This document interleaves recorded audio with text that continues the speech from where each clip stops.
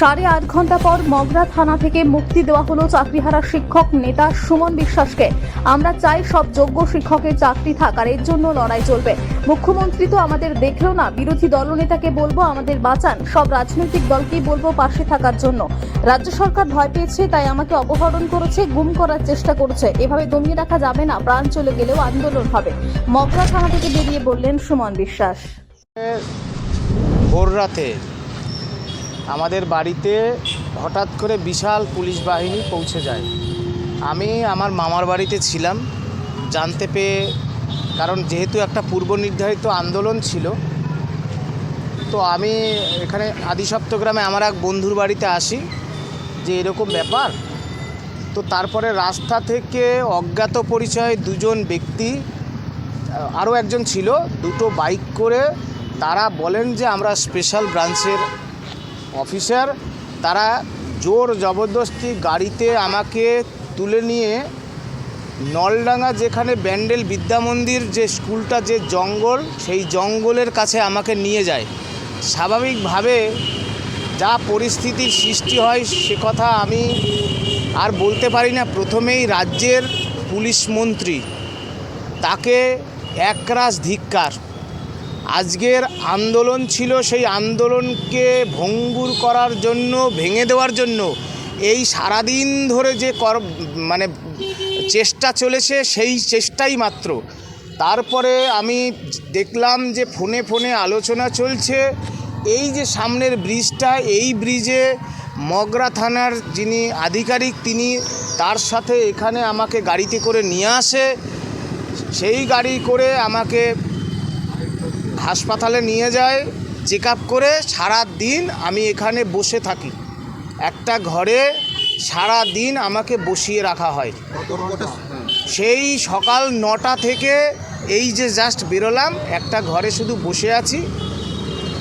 এখানকার আধিকারিকরা ব্যক্তিগত স্তরে ভালো ব্যবহার করেছে, কিন্তু যার নির্দেশে কাজটা করেছেন, মূলত আজকের যে এসএসসি অভিযান ছিল, 10 বছর পর কেন পরীক্ষা দিলে এসএসসি 2016 প্যানেলের নট স্পেসিফিক্যালি টেন্টেড আর অল ডিজেবলরাই দেব, এই দাবি নিয়ে আলোচনা চেয়েছিলাম।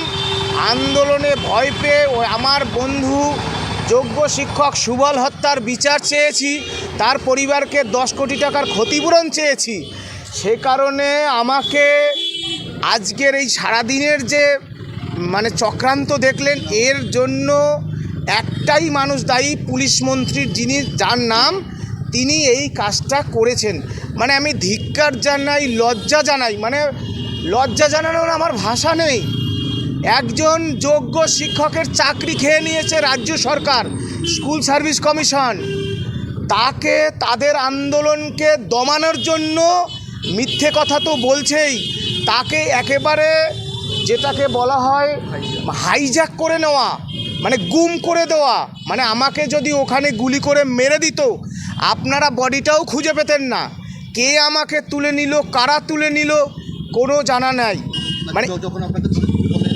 না, বলছে গাড়িতে উঠুন, পুলিশ পরিচয় দিয়েছিল, বলে স্পেশাল ব্রাঞ্চের লোক আমরা।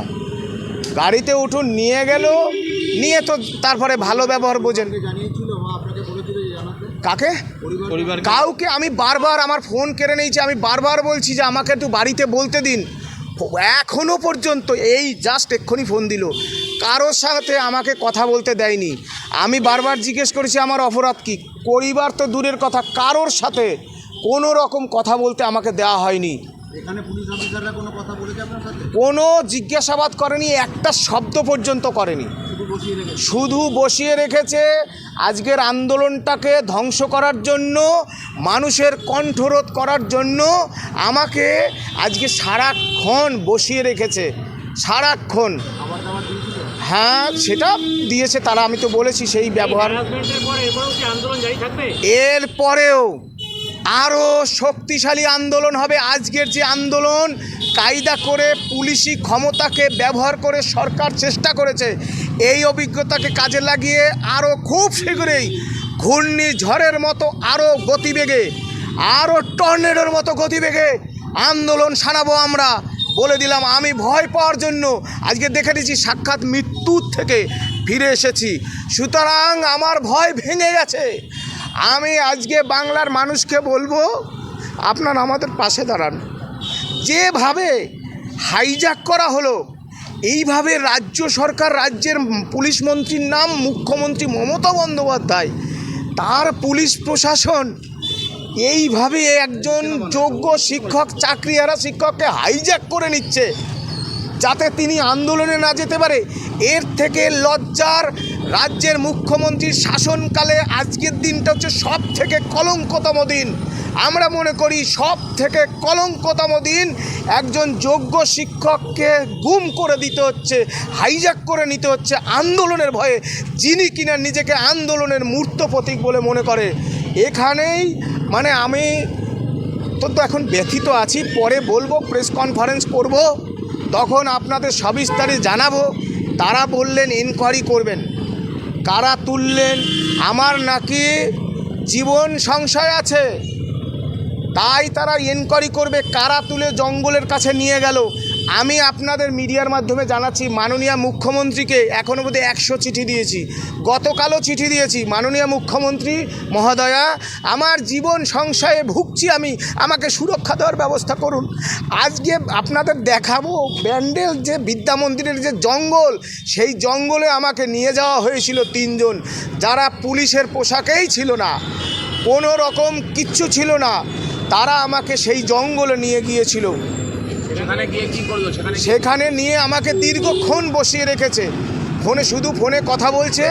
তারপরে আধিকারিক বললেন, আমরা তো আপনার সিকিউরিটির জন্য আমরা তো আপনাকে সুরক্ষা দিলাম, আপনাকে মূলত সুরক্ষা দিলাম। আধিকারিক এইখানে মগরা থানার যিনি মেজবাবু, ভালো ব্যবহার করেছেন, তিনি বলছেন আপনাকে সুরক্ষা দিলাম। আপনার প্রাণ সংশয় ছিল? আমার প্রাণ সংশয়ের আশঙ্কা আমি 2 মাস ধরে বলে আসছি, আজও আপনাদের বলছি। আজকের যে ঘটনা, বিশ্বাস করুন, আপনারা খুঁজে পেতেও আপনাদের 2 দিন সময় লেগে যেত, কোনো প্রমাণ ছিল না। এমন সাই গতিতে বলছে পুলিশ সেভ করলো, বলছে আপনার। পুলিশ বলছে আমরা সেভ করলাম। আমরা তো এই পোশাকে আপনাকে মানে মৃত্যুর দিকে বা আপনাকে খারাপের দিকে ঠেলে দিতে পারি না। তারা আমাকে সেভ করলো। তারা আপনি বন্ধুর বাড়িতে কাল রাতে গেছিলেন না আজকে সকালে? আজকে সকালে এসেছিলাম আমি। বলছি আপনাকে কিভাবে সেভ করলো? আমাকে এই যে রেস্কিউ করলো, কি করে রেস্কিউ করলো? সেটা তো তারা জানেন। আমাকে 2 জন, আমি আবারও বলছি 3 জন সিভিল ড্রেসে তুলে নিয়ে ওখানে চলে যায়। তারপরে তারা নিজেরা প্রাইভেট কার করে ছাই করে নিয়ে এসে এই ব্রিজে পুলিশের গাড়ি থাকে, সেই গাড়িতে তারা তুলে দেয়। কমিউনিকেশন হয় তাদের মধ্যে। আর প্রথমে যখন নিয়ে গেছিল তখন কি পুলিশের গাড়ি ছিল? না, কোনো পুলিশের গাড়ি না, ব্যক্তিগত গাড়ি। না, প্রথমে অ্যাপাচিতে নিয়ে যায়, তারপরে 4 চাকা করে আমাকে, হ্যাঁ, বাইকে অ্যাপাচিতে করে নিয়ে গিয়েছিল। মন্দির স্কুলের ওখানে? হ্যাঁ, বিদ্যা মন্দিরের জঙ্গলে। কটা বাইক ছিল? 2টো বাইক ছিল, একটা গ্ল্যামার বাইক ছিল, একটা অ্যাপাচি বাইক ছিল। আপনাকে কি মাঝখানে বসিয়েছিল? আমাকে মাঝখানে বসিয়েছিল। আপনাকে কি অপহরণ করার চেষ্টা করছিল? আমি তো এটা বলতে পারবো না, কারণ পুলিশের লোক, নিশ্চয়ই পুলিশের লোকরাই তুলবে, আমি এটাই তো আশা করব। এরকম অভিযোগ করবেন আপনি? দেখুন, আমি প্রশাসন, আমি আবার এখানে আসব, আমি মাননীয় মুখ্যমন্ত্রীর দৃষ্টি আকর্ষণ করব। কালকে বিধাননগর পুলিশ হ্যাঁ।